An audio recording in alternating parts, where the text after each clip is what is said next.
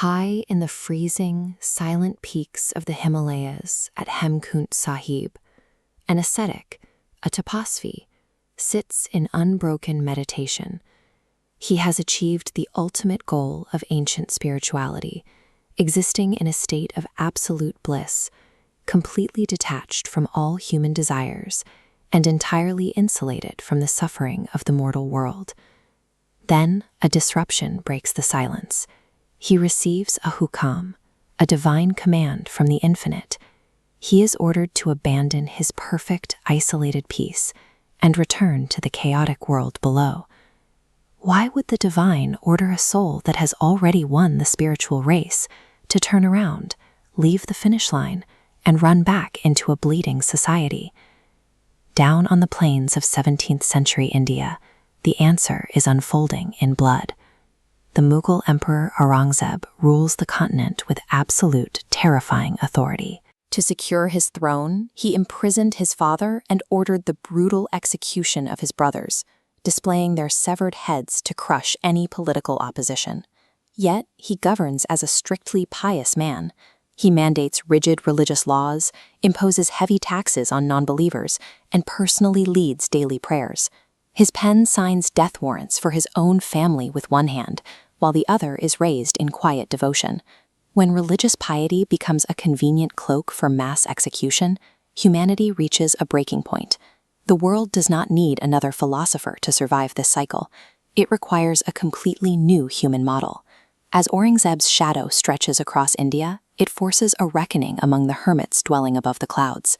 They begin to analyze history's spiritual models to find where the defense of the innocent went wrong. They look first at the path of pure peace, anchored historically by the teachings of the Buddha. The ideal was total nonviolence and withdrawal from worldly conflict. The intent was universal compassion. But over centuries of practice by flawed humans, the absolute rejection of conflict mutated into passivity. The refusal to fight eventually degraded into a paralyzing fear of taking action. When a society's highest moral ideal prevents it from physically defending itself, it creates a moral vacuum. It allows tyrants like Aurangzeb to slaughter the innocent entirely unopposed. Next, they examine the opposite approach, the path of the sword. This ancient martial ideal duty binds warriors to fight against injustice, but this model carried a fatal flaw. The warriors fighting for justice still carried their own Tishna, their internal ego, worldly desires, and hunger for status. As soon as an ego-driven mind achieves military victory, the righteous defender becomes the new conqueror. Martial power wielded by an impure mind inevitably mutates into the exact same tyranny currently suffocating India. The ascetic is tasked with engineering a specific solution to these two failures. He must build a new human model, the Khalsa.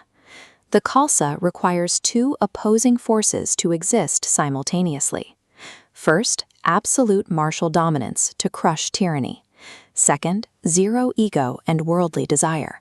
Fusing these creates an individual fearless in battle, completely immune to the corruption of power, a weapon wielded exclusively by compassion. The ascetic understands his role.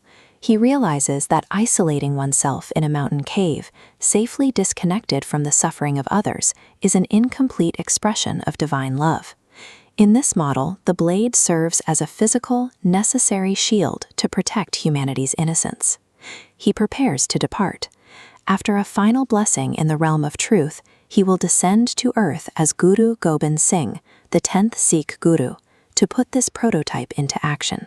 True holiness is not found by escaping the world. It is found by walking directly into its darkest corners to fight for those who cannot fight for themselves. The other hermits watch the Guru turn toward the plains.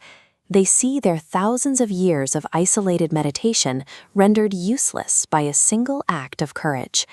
Breaking their silence, they rise to their feet.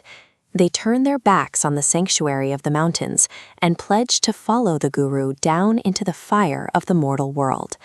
They are adopting the mindset of Chardi Kala, a state of relentless optimism and unbroken courage. It is the ability to face horrific tyranny and impossible odds without ever losing internal joy. The highest spiritual calling is the fearless, egoless defense of humanity, wielding power only to protect and never to subjugate.